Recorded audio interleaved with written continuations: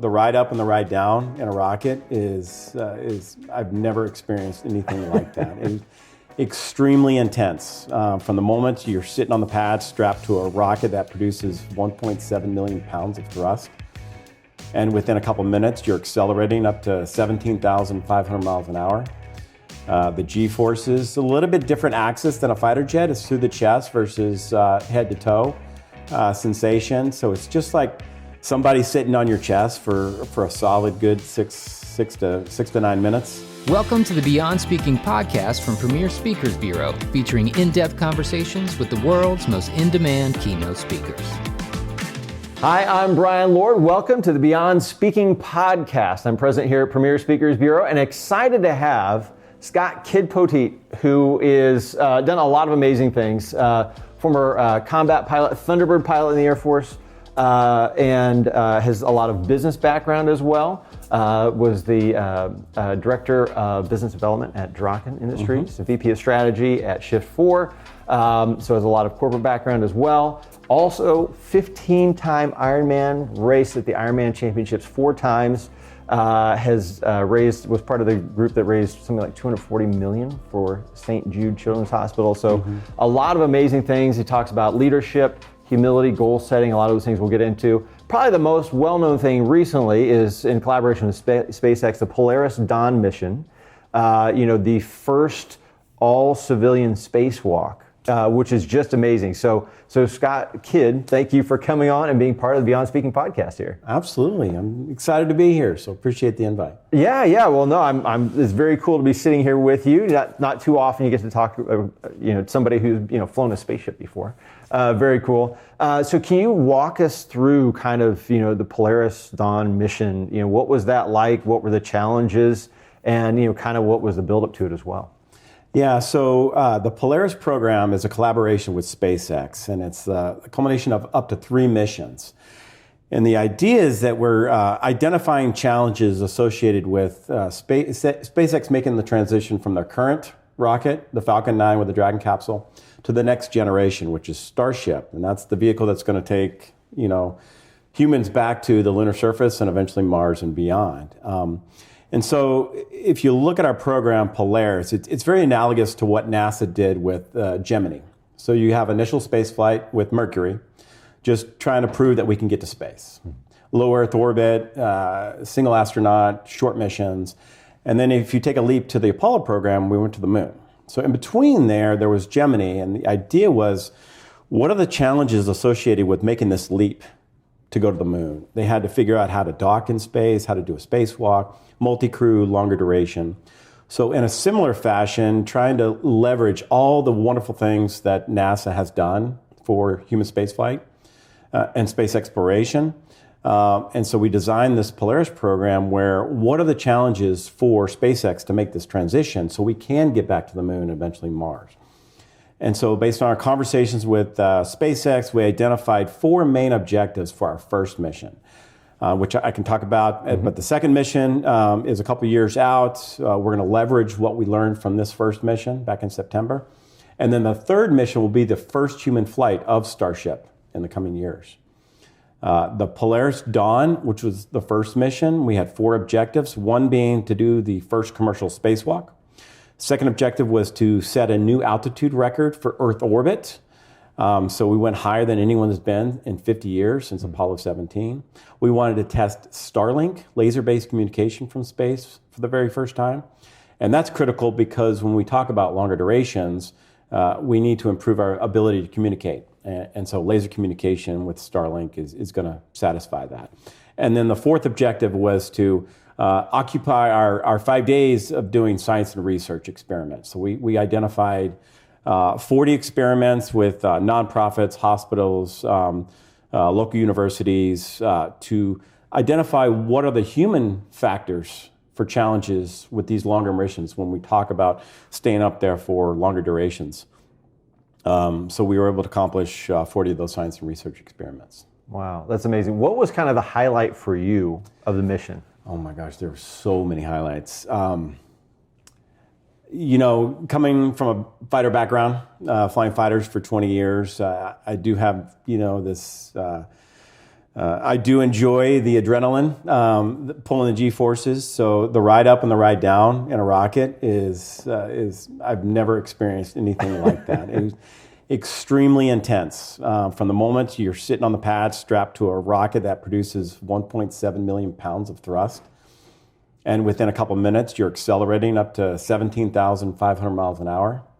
The G-forces, a little bit different axis than a fighter jet. It's through the chest versus head to toe sensation. So it's just like somebody sitting on your chest for a solid good six to 9 minutes. And you go through these transitions as you separate from the boosters, from positive G to negative G floating, till eventually you get to orbit, and now you're floating, and you have to adapt to that new environment of 0 G at, initially our altitude was 1,200 kilometers. Then we worked our way up to set that altitude of 1,400 kilometers.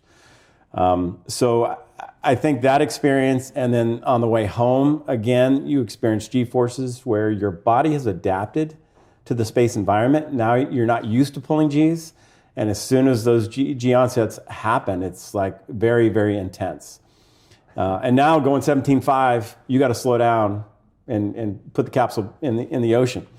And so to slow down, you more or less engulf into a plasma fireball. It's 2,600 degrees Fahrenheit, and you hit in the atmosphere trying to slow down. So it was just a very, very intense experience on the way up and the way down, but it was more surreal once you're on orbit and have those views of Earth for the very first time. It was absolutely mesmerizing to see Earth from those altitudes. And we got to see it from different perspectives because our orbit was highly elliptical, meaning we had a very far apogee, 1,400 kilometers, and we had a pretty close perigee, about 290 kilometers. So you're more or less skimming the atmosphere on the backside, but those higher altitudes would give you a perspective, a lot more of a sphere. You see continents and bodies of water, but you can't make out details like you can on the perigee on the lower side.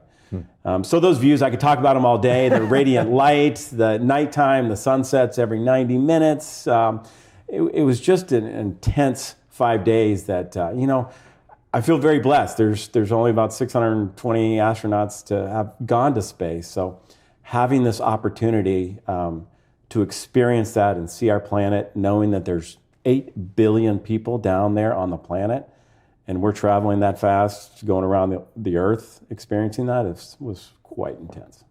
That's amazing. So I'm curious to know the difference. You were a Thunderbird pilot. I know I posted, hey, I was going to interview you and Nicole Malachowski's like, oh, he's amazing. Kid is amazing. So she's another speaker to work with. But what's the difference in preparation to be a Thunderbird pilot versus somebody who is doing space? Yeah.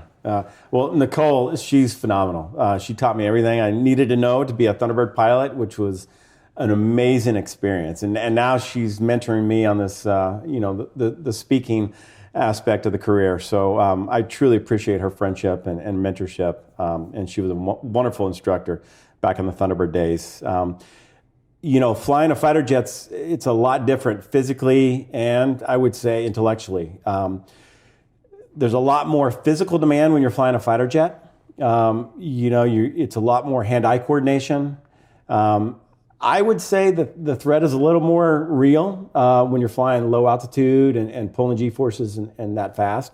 And that close proximity to other aircraft, especially when we talk about the formations that we fly in the Thunderbirds. So it was more of a physical demand flying those aircraft. Combat, a little bit different. You're not flying that close, but now you have threats shooting at you, and you got to mitigate those risks associated with combat. Flying a spaceship's a lot different. That's more of a team effort. A lot of it is automated, thanks to the brilliant men and women of SpaceX, 11,000 employees, and they're half my age. And they're doing a lot of the control. We're trained to manually operate the capsule. And there's certain contingencies where you have to be skilled to do that. But it's more of this holistic execution of the mission. because with those intense portions of the mission that I talked about, the launch and the deorbit, you're along for the ride on those portions, and then it's more of like a sensor operator, if you will, constantly monitoring the systems of the spacecraft. But you have other roles and responsibilities that you need to attend to. A lot of that was just the science and research that we had focused. So quite a few differences. There are some consistencies and parallels between the two of being a pilot in the military and working with SpaceX and being a part of this Polaris crew. And that's kind of where I was able to utilize some of the gifts that I have and contribute. Because if you look at my crew, you got Jared Isaacman, a proven astronaut and an extremely intelligent individual. And then you have Sarah Gillis and Anna Menon. Very, very competent, intelligent engineers that work at SpaceX. Sarah is a lead trainer, so she actually taught Jared how to be an astronaut before he actually went up in space with Inspiration 4. And then Anna Menon, she has a background at NASA as well as SpaceX, and she is ultimately responsible for writing a lot of the nominal procedures as well as the contingency checklist procedures. So I was outnumbered, and then you got Kid, so they were kind of shepherding me over the last couple of years to get prepared for this mission. But it was about that team cohesion and working together and each of us fulfilling the roles and responsibilities to ensure a successful mission, because there's no room for error. We had to go into this developmental mission with a mindset of 100% success. Otherwise, we ultimately, set back our quest to, push the needle and continue space exploration. Mm-hmm. What's the difference in leadership when you're talking with a military group versus a civilian group? Yeah, so I've been very blessed to have a little bit of experience in the civilian side and then more so in the military side, and there are some definite differences. In the military, you got your very structured chain of command, and there's a reason why that's in place that way, and the requirement for service before self. And ensuring you have that type of structure in place for mission success. Whereas my most recent experience being involved with this collaboration with SpaceX, it's really impressive in the fact that they have this enormous organization, and the vision has been established by Elon, and everyone has buy-in. Doesn't matter if you're the barista working the coffee shop which is right actually inside of the headquarters next to Mission Control, which is pretty cool, or you're one of the mission directors or the cores that are sitting on console controlling these the capsules or the capsule that's orbiting the Earth.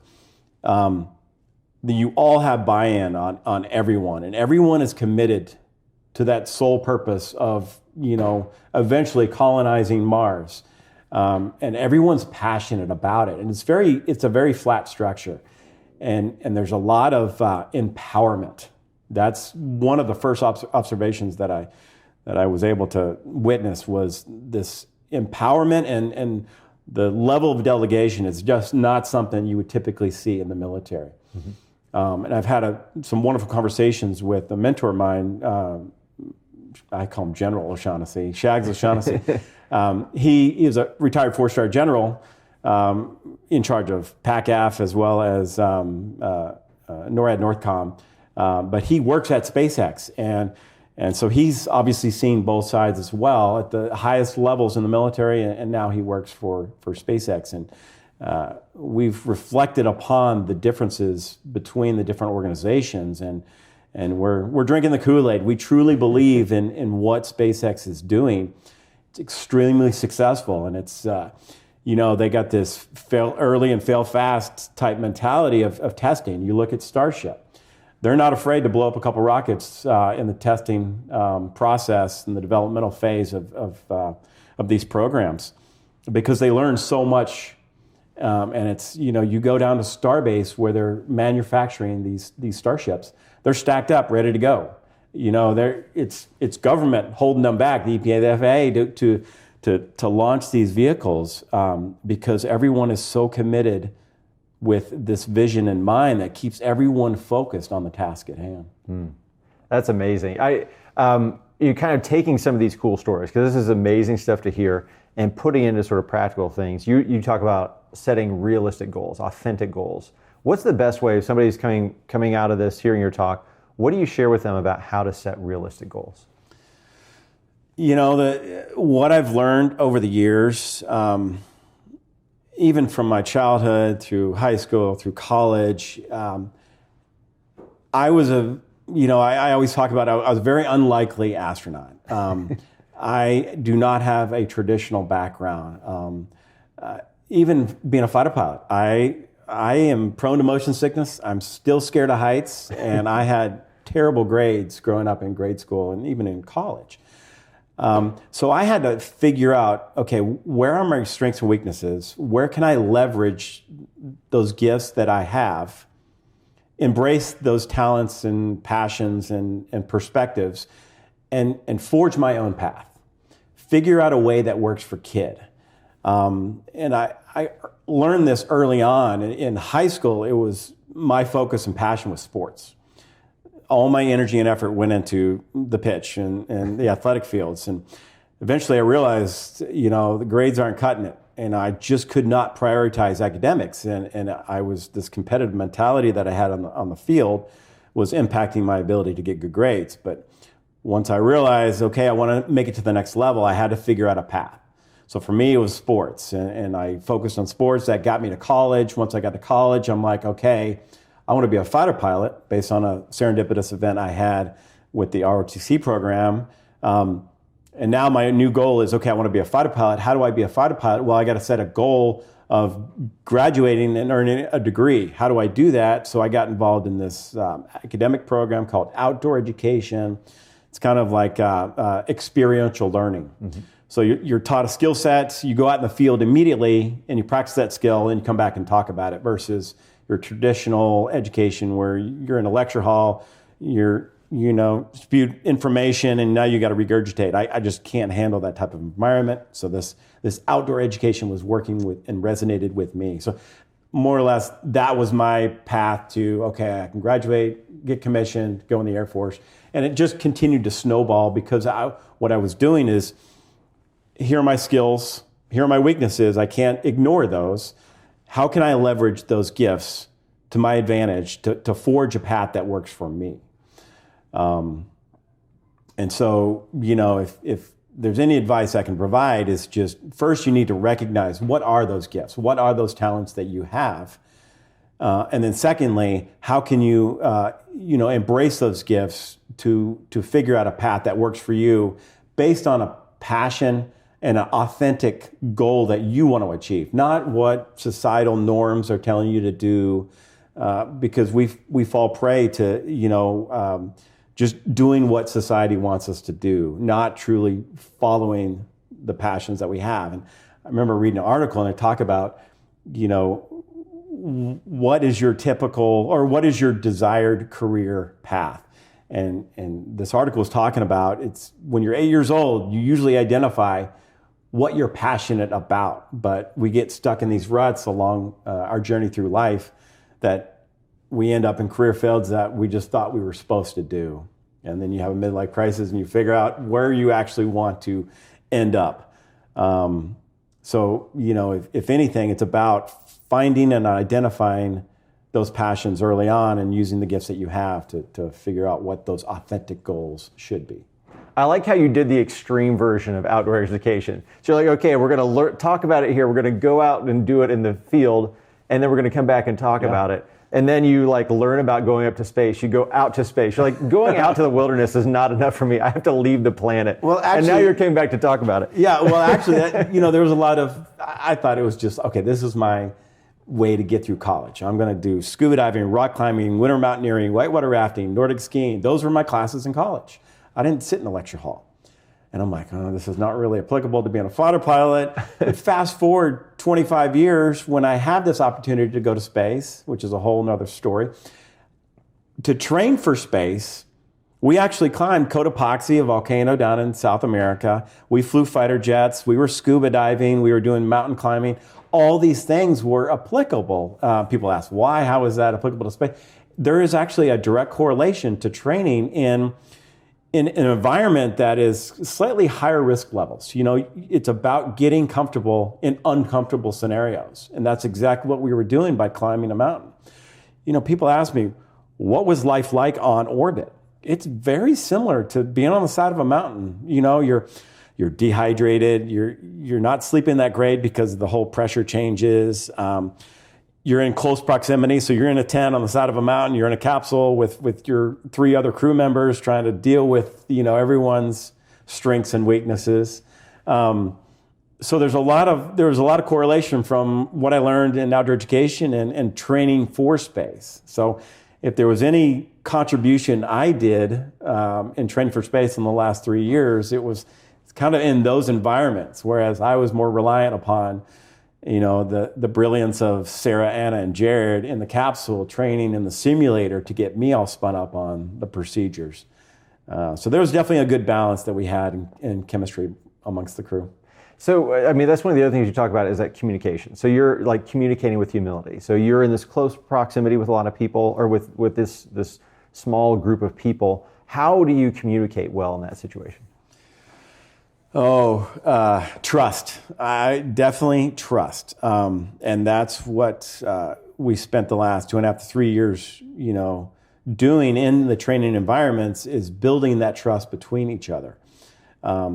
And relying upon your strengths and weaknesses. And having that humility to, it's not necessarily thinking less of yourself, but more about thinking of yourself less, to quote C.S. Lewis.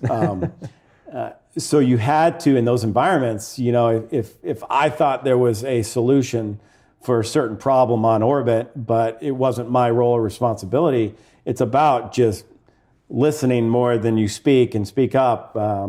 It's advice I give my kids all the time. You got 2 ears and 1 mouth. You should be listening twice as much as you speak. So it's just knowing when to speak up and having that humility to truly listen and understand.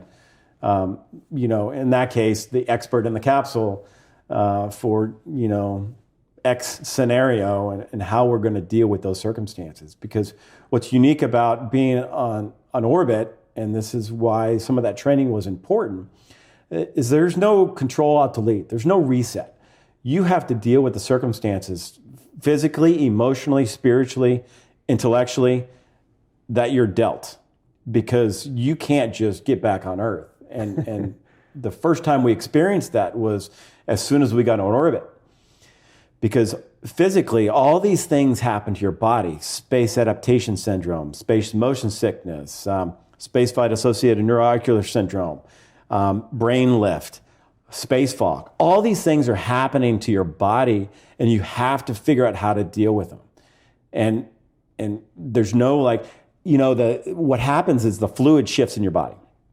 So you get this heaviness, almost like you're hanging upside down from your bed, this blood rush in your cranium.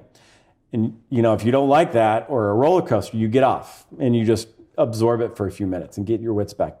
You can't do that in space. You have to deal with it. Okay. So that's truly challenging. And that requires that humility, on the individual level with yourself and knowing your limits, and the humility of relying upon your crew to help you along when you are struggling. Mm-hmm. Yeah, that is amazing. Those times where you have to deal with it. That's something that so many people, they want to run, and training yourself not to run from something that's difficult, especially when you can't run from it, but doing that. Speaking of which, to kind of close with this, you're one of those unique people where the most boring thing is that you've done 15 Ironman races, four times the world championship. It sounds like you're going to a 5th world championship this year. How has being an Ironman triathlete helped you be better as a pilot, as an astronaut? First thing I can think of is just the physicality of going to space. It's not, easy on the body. Just all those things I listed off are impacts to the human body, and you have to be able to manage those stressors. And being physically fit is truly important. All of us were fit, runners and doing strength training, because you don't use those muscles, ligaments, tendons, and bones in space. It's very meditative. You're just hovering, you're floating, and to get around, it's just a simple push. And if you push too much, which is common in the very beginning, you're bouncing off the capsule trying to figure out how to control yourself. And it's just the less energy you exert, the better. Obviously, that doesn't help when you're trying to stay fit in long durations, and that's probably why we focused a lot of the science and research on those things, because you're not using the body.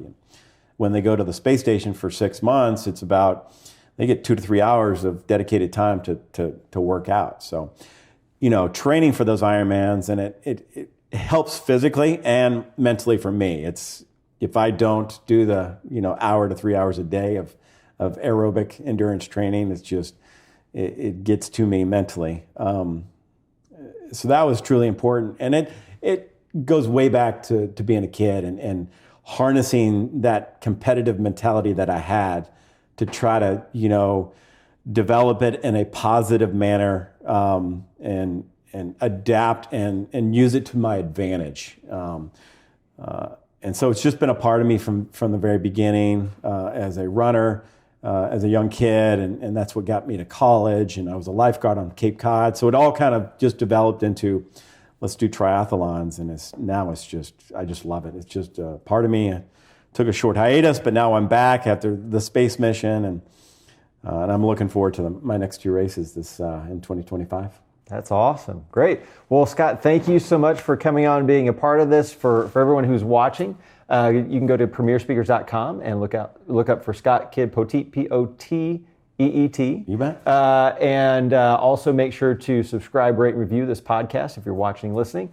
So Scott, thank you again for joining us on the Beyond Speaking podcast. Absolutely. Thank you. Thank you for joining us for the Beyond Speaking podcast. To learn more about today's guest, visit premierspeakers.com. Make sure to subscribe and leave a review wherever you listen.